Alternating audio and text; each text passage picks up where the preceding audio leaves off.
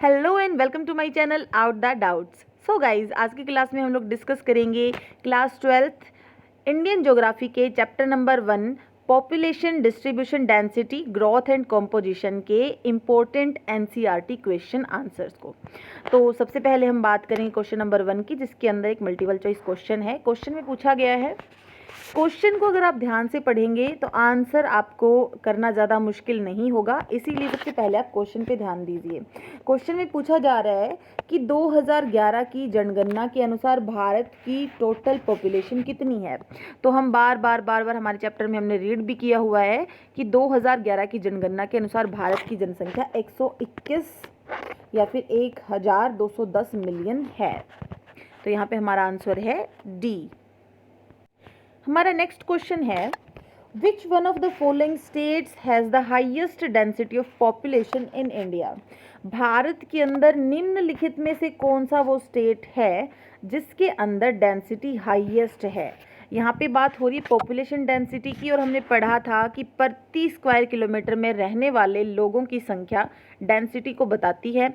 तो सबसे ज़्यादा लोग कहाँ पे, कौन से स्टेट के अंदर 1 किलोमीटर के एरिया में रहते हैं। तो यहाँ पे हमारा आंसर वेस्ट बंगाल है। हमने चैप्टर के अंदर पढ़ा भी हुआ है अच्छे से।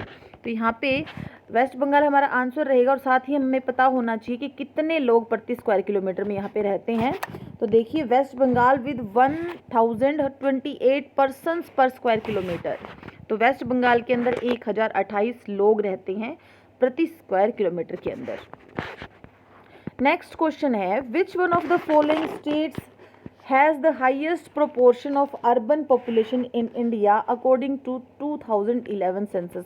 फिर से 2011 की जनगणना की बात हो रही है कि 2011 की जनगणना के अनुसार निम्नलिखित में से कौन सा स्टेट है जहां पे अर्बन पॉपुलेशन का हाईएस्ट प्रोपोर्शन पाया जाता है। मतलब जहां पे अर्बन पॉपुलेशन मतलब शहरी जनसंख्या सबसे ज़्यादा रहती है।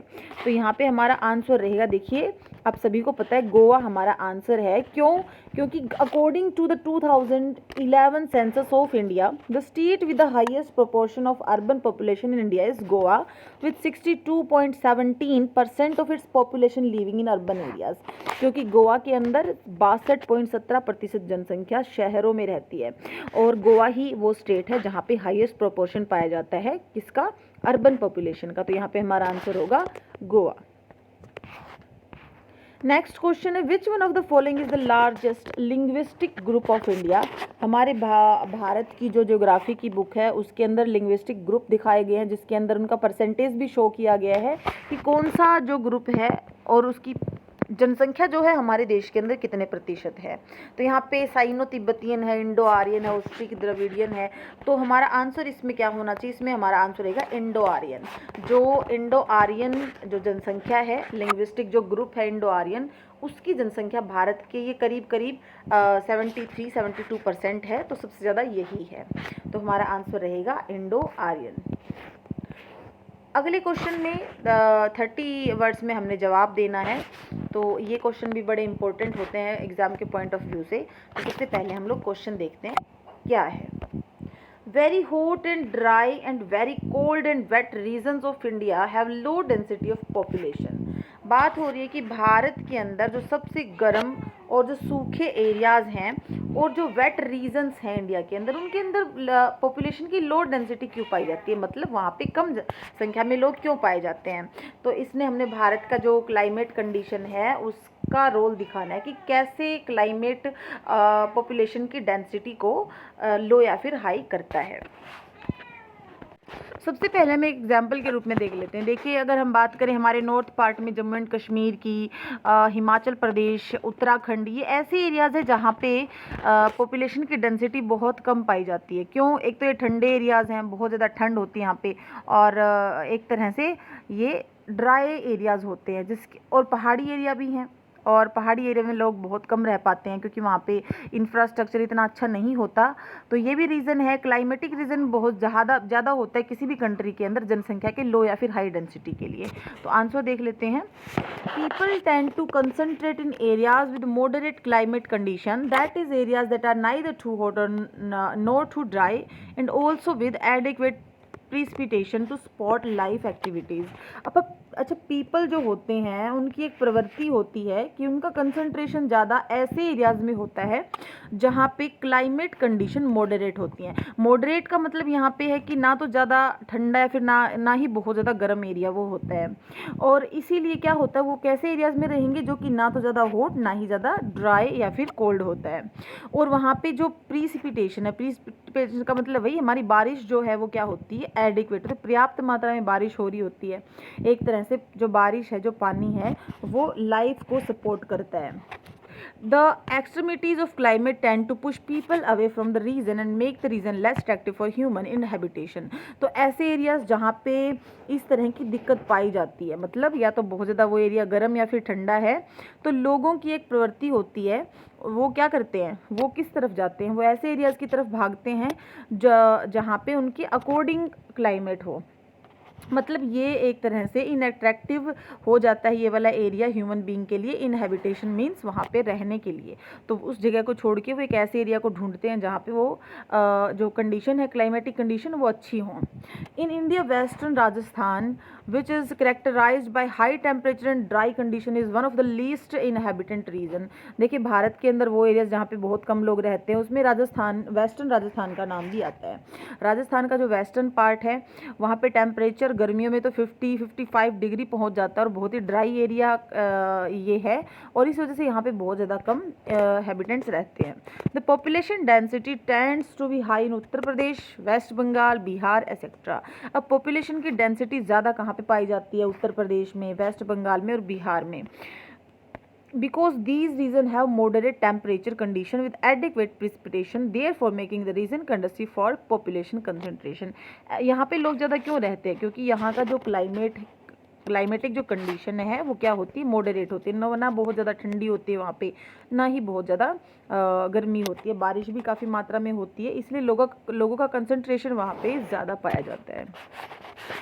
अगला हमारा क्वेश्चन है, which states have large rural population in India. Important question है, भारत का वो कौन सा स्टेट है जहाँ पे ग्रामीण जनसंख्या सबसे ज़्यादा रहती है। Give one reason for such large rural population, और उस एरिया में, उस स्टेट के अंदर इतनी ज़्यादा रूरल पॉपुलेशन रहने का रीज़न क्या है, ये भी हमने बताना है। तो देखिए, states of Himachal Pradesh, Orissa, UP, Bihar and Sikkim have very high percentage of rural population. तो ग्रामीण जनसंख्या सबसे ज़्यादा कहाँ कहाँ पे रहती है, कौन से स्टेट्स में रहती है, तो हमारा हिमाचल प्रदेश, उड़ीसा, यूपी, बिहार, सिक्किम के अंदर ज़्यादा परसेंटेज पाया जाता है रूरल पॉपुलेशन का। The reason for high rural population is that these areas are the ones with low level of economic social development and hence low level of infrastructural development which tend to inhibit the process of urbanization. देखिए, main reason यही है कि इन areas के अंदर economic जो level होता है वो बहुत लो होता है, सोशल डेवलपमेंट भी बिल्कुल लो लेवल की पाई जाती है। इसके अलावा इंफ्रास्ट्रक्चर जो डेवलपमेंट है, मतलब स्कूल, कॉलेज, रोड और दूसरी जो हमारी ट्रांसपोर्ट की सुविधाएँ होती हैं, कम्युनिकेशन की सुविधा होती है, वो भी बिल्कुल लो लेवल की होती है। इस वजह से क्या होता है, यहाँ पे अर्बनाइजेशन की प्रोसेस बहुत धीमी चलती है। Also with sluggish growth people tend to be concentrated in the field of primary activities therefore. आपको पता है, इन एरियाज़ के अंदर जिनकी हमने अभी बात की है, जनसंख्या का यहाँ पे डेंसिटी भी ज़्यादा पाई जाती है, ज़्यादा लोग यहाँ पे रहते हैं, तो इसकी वजह से ज़्यादातर लोग किसके ऊपर, प्राइमरी एक्टिविटीज़ में लगे होते हैं। कोई एग्रीकल्चर कर रहा है, कोई फॉरेस्ट के अंदर कोई काम कर रहा है, तो सारे जो लोग हैं वो क्या कर रहे होते हैं, प्राइमरी एक्टिविटीज़ कर रहे होते हैं। अगला क्वेश्चन है, why do some states of India have higher rates of work participation than others. अब यहाँ पे पूछा जा रहा है कि भारत के अंदर कुछ ऐसे स्टेट्स के आप नाम बताइए, या फिर कुछ स्टेट्स ऐसे क्यों हैं जिनके अंदर वर्क पार्टिसिपेशन ज़्यादा है दूसरों की बजाय। तो ऐसा क्यों होता है, ऐसा होता है वहाँ की उस एरिया के, उस स्टेट के इंफ्रास्ट्रक्चर डेवलपमेंट की वजह से। दूसरा, वहाँ पे रोज़गार किस टाइप का, लोग काम क्या कर रहे हैं, लोग किस काम में लगे हुए हैं, बहुत सारी चीज़ें रीज़न होती हैं, तो वो हम बात करेंगे। देखिए, work participation rate is the number of people engaged in economic activities. Work participation का मतलब होता है कि जो हमारी आर्थिक क्रियाएँ होती हैं उसके अंदर कितने लोग लगे हुए हैं, कितने लोग कोई ना कोई आर्थिक गतिविधि कर रहे हैं, कोई पैसे से रिलेटेड, कोई कमाने से रिलेटेड काम कर रहे हैं, some states of India like Himachal Pradesh, Sikkim, Chhattisgarh, Andhra Pradesh etc. tend to have higher work participation rate. अब कुछ स्टेट्स हैं जैसे हिमाचल प्रदेश हो गया, सिक्किम हो गया, छत्तीसगढ़ हो गया, आंध्र प्रदेश हो गया, ये कुछ ऐसे स्टेट्स हैं जहाँ पे वर्क पार्टिसिपेशन ज़्यादा रहता है, मतलब यहाँ पे ज़्यादातर लोग काम कर रहे होते हैं. The work participation rate tends to be high in the areas of lower levels of economic development since number of manual work are needed to perform the. अच्छा, ये वो एरियाज होते हैं जहाँ पे जो रेट है पार्टिसिपेशन रेट ज़्यादा पाया जाता है, क्योंकि इकोनॉमिक जो डेवलपमेंट है वो लो लेवल की होती है. इकोनॉमिक डेवलपमेंट का लेवल क्या होता है, बिल्कुल लोअर होता है, जिसकी वजह से मैनुअल वर्कर होते हैं. मैनुअल मतलब जो हाथ का काम करते हैं, खेतों के अंदर कहीं भी किसी भी टाइप का काम कर रहे हैं वो हाथ से काम करते हैं.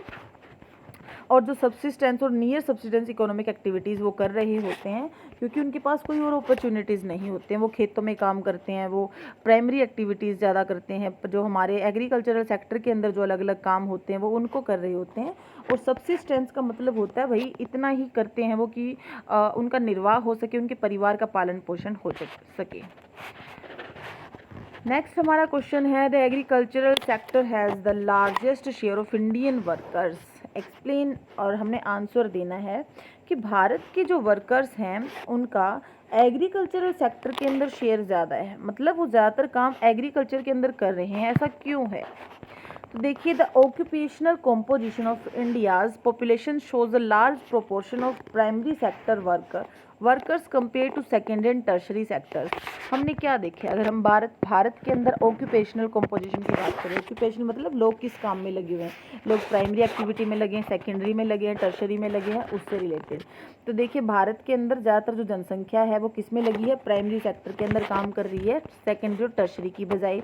इन India about 58.2% of total working population are cultivators and agricultural labourers, whereas only 4.2 of workers are engaged in household industries and 37.6% are other workers including non-household industries, trade, commerce, construction and repair and other services.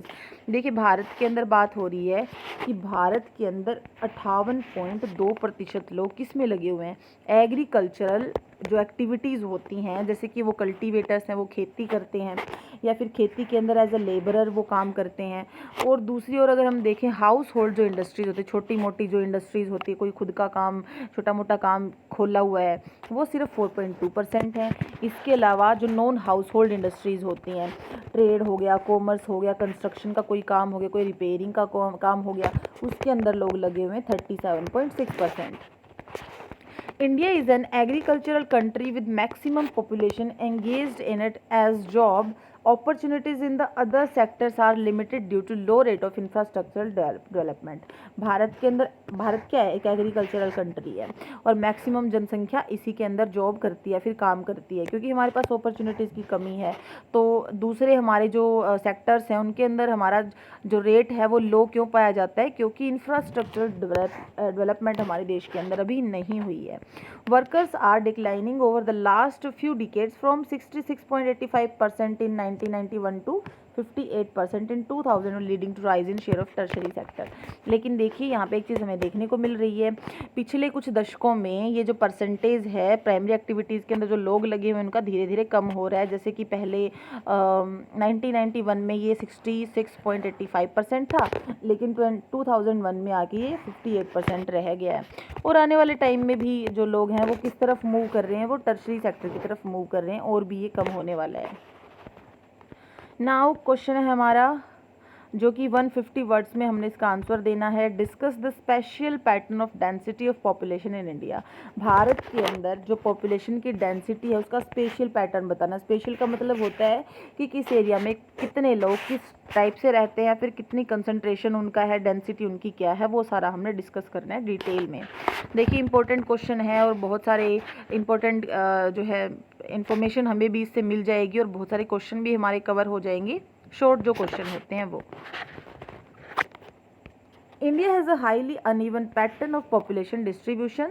UP, Maharashtra, Bihar, west Bengal, Andhra Pradesh along with Tamil Nadu, Madhya Pradesh, Rajasthan, Karnataka and Gujarat together account for about 76% of the total population of the country. Bharat के अंदर जनसंख्या का जो special जो pattern है वो बहुत ही uneven है.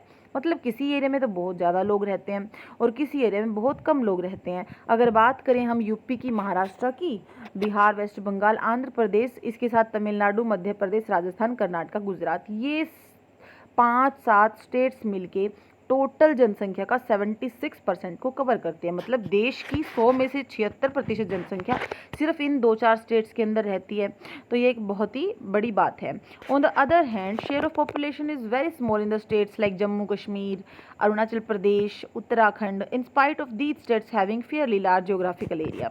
लेकिन कुछ एरियाज ऐसे हैं जो साइज़ में तो बड़े हैं, जिनका भौगोलिक क्षेत्र तो बड़ा है, लेकिन उनके अंदर जनसंख्या बहुत ही कम रहती है। जैसे कि हमारा जम्मू कश्मीर हो गया, जिसके अंदर पूरी जनसंख्या का सिर्फ 0.98% लोग रहते हैं। अरुणाचल प्रदेश हो गया, जिसमें सिर्फ 0.11% लोग रहते हैं।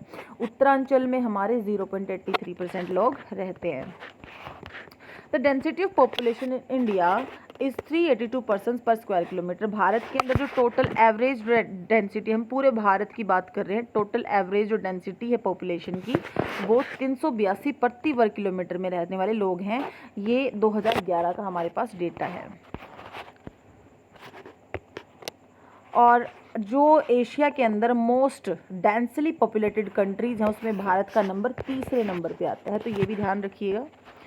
Such an uneven spatial distribution of population in India suggests a close relationship between population and physical, socio-economic and historical factor। देखिए भारत के अंदर ये जो अनइवन स्पेशियल डिस्ट्रीब्यूशन है, इसकी एक लंबी हिस्ट्री है, मतलब बहुत प्राचीन इतिहास हमारा रहा है, अनेक कारण रहे हैं जिसकी वजह से स्पेशियल डिस्ट्रीब्यूशन पाया जाता है।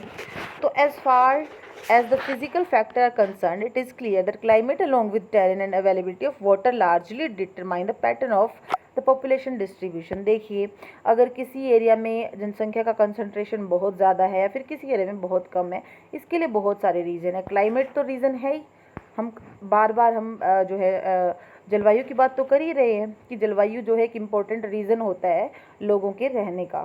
तो दूसरा यहाँ पे टेरेन का मतलब है कि जो एरिया है, जो ज़मीन है, जो भूमि है, उसका आकृति किस टाइप की, क्या पहाड़ी एरिया है, क्या उबड़ खाबड़ ज़मीन है, फिर बिल्कुल समतल एरिया है।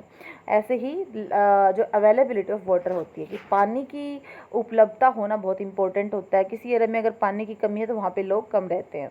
इसी तरह से consequently we observe that the North Indian plains, deltas and coastal plains have higher proportion of population than the interior district of southern and central Indian states, Himalayas, some of the northeastern and the western states।